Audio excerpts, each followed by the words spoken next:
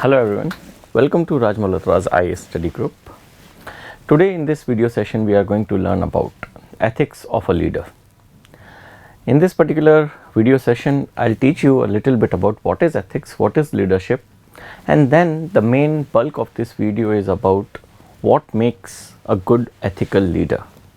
So we'll be talking about some of the traits, and because in your ethics paper you have to give a lot of examples for every one trait. I have given a particular example and we'll discuss that example, that how that particular ethical trait of a leader applies to that particular example. So let us begin our session. Now let us first understand what are ethics. Now by the definition of ethics, ethics are a set of established standards. That is, these are the set of standards of human action which are universally accepted. Because these are established standards, that is, universally they are considered to be the same everywhere, they become the standards of a desired human action. That is to say that ethics go for prescribing or describing a human action as universally desirable or universally undesirable. That is to say that ethics are a kind of yardstick through which you measure or compare a human action. Therefore, ethics is a set of established standards, universal in nature, which act as a yardstick to prescribe or describe a human action as universally desirable, undesirable, good or bad human action. This is the definition of ethics.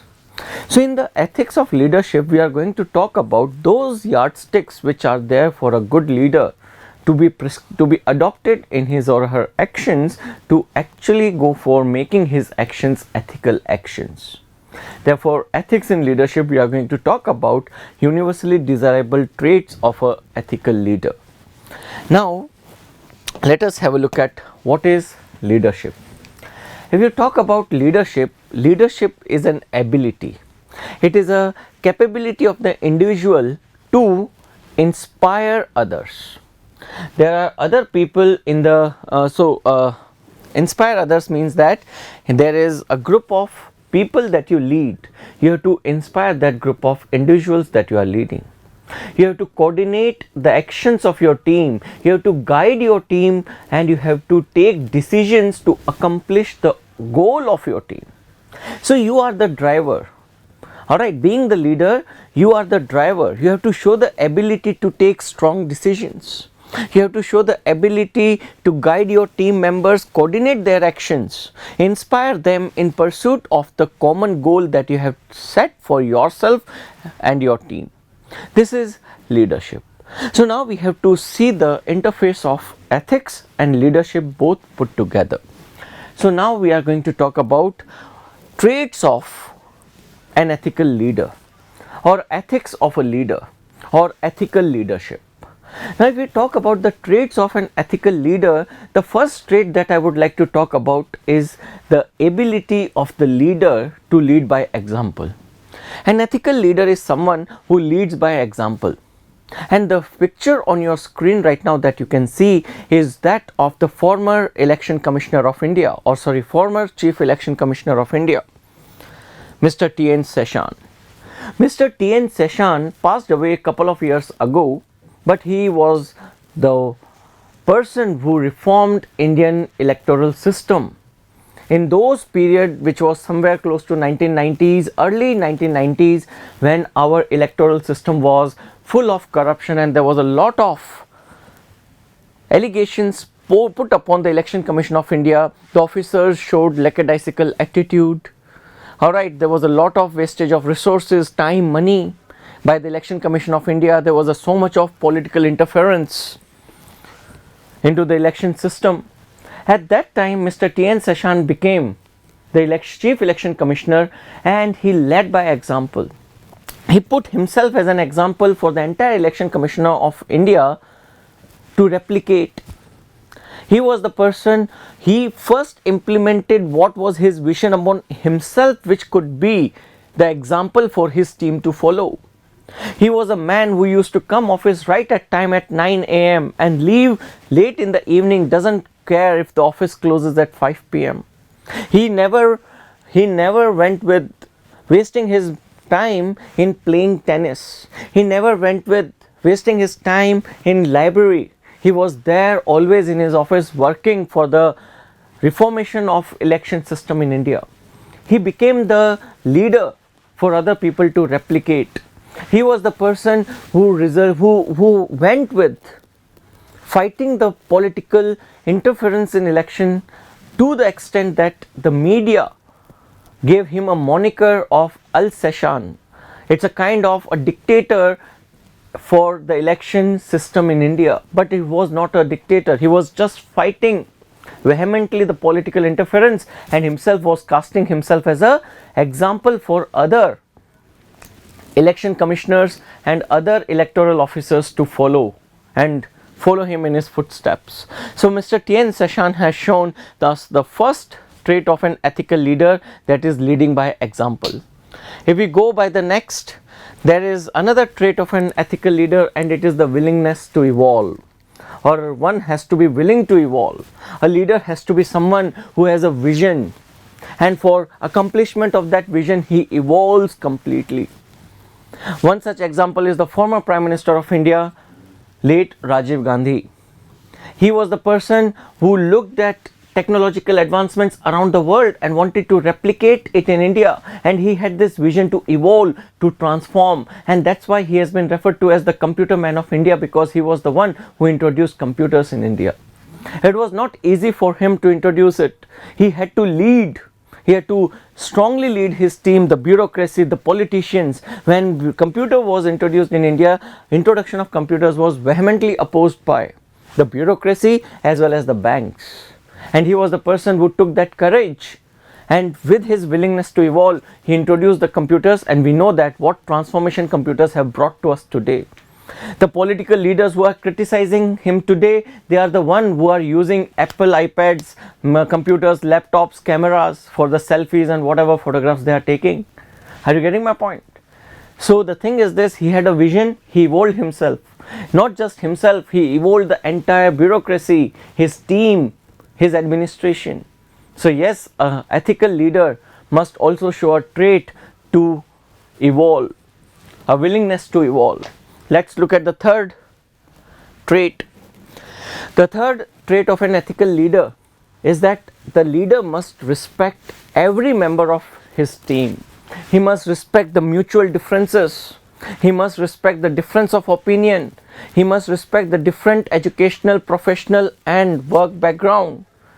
He must respect the different regional backgrounds. He must try to accommodate diversity in his or her team, at the same time pay respect to whatever differences exist there.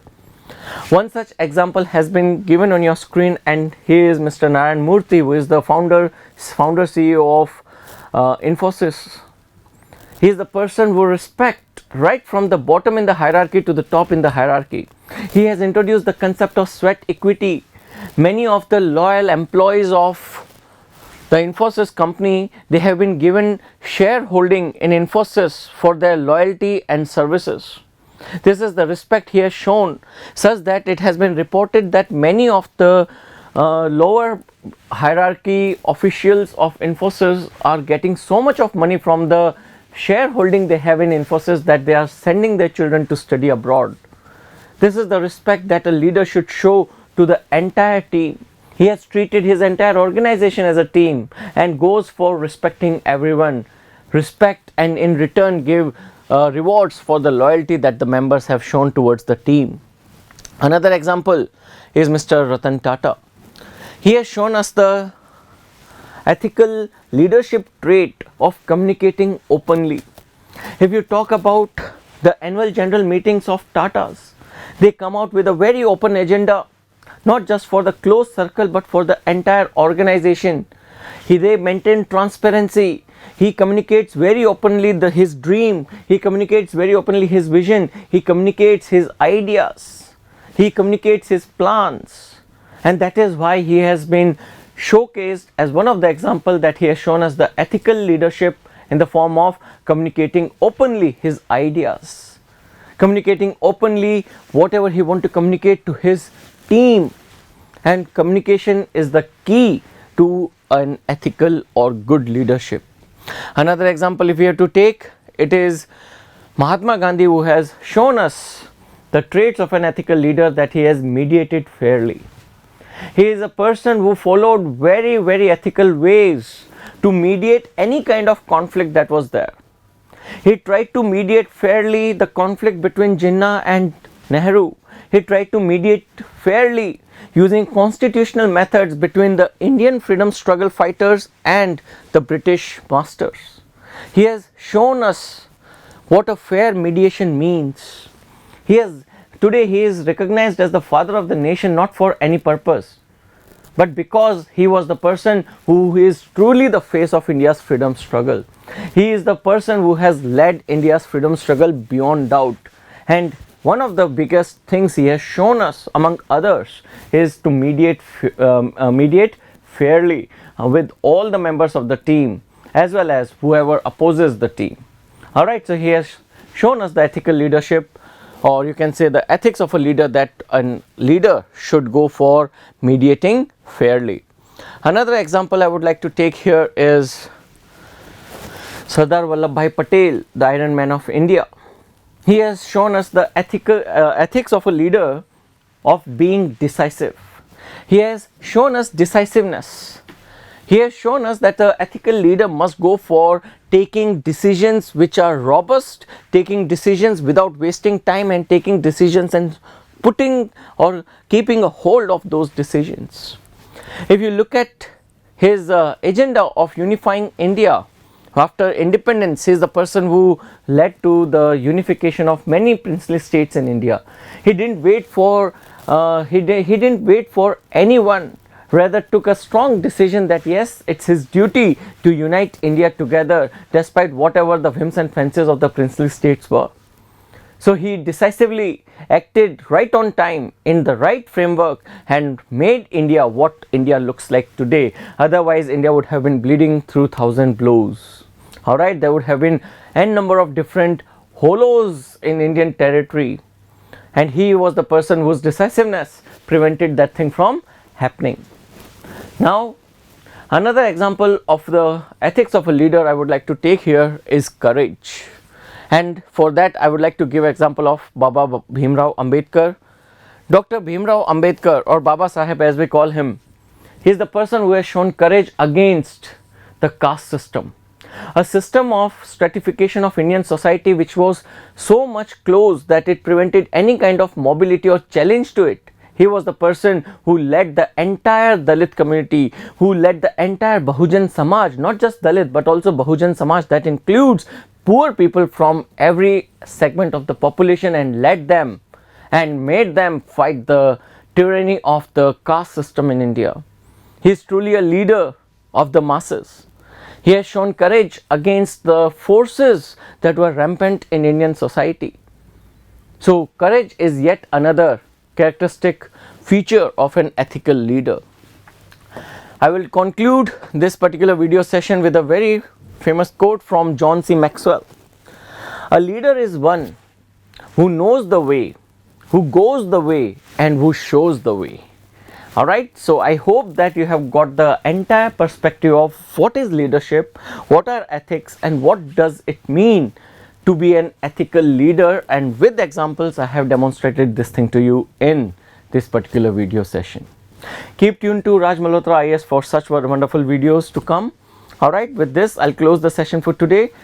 Keep tuned and stay healthy. Take care. Bye.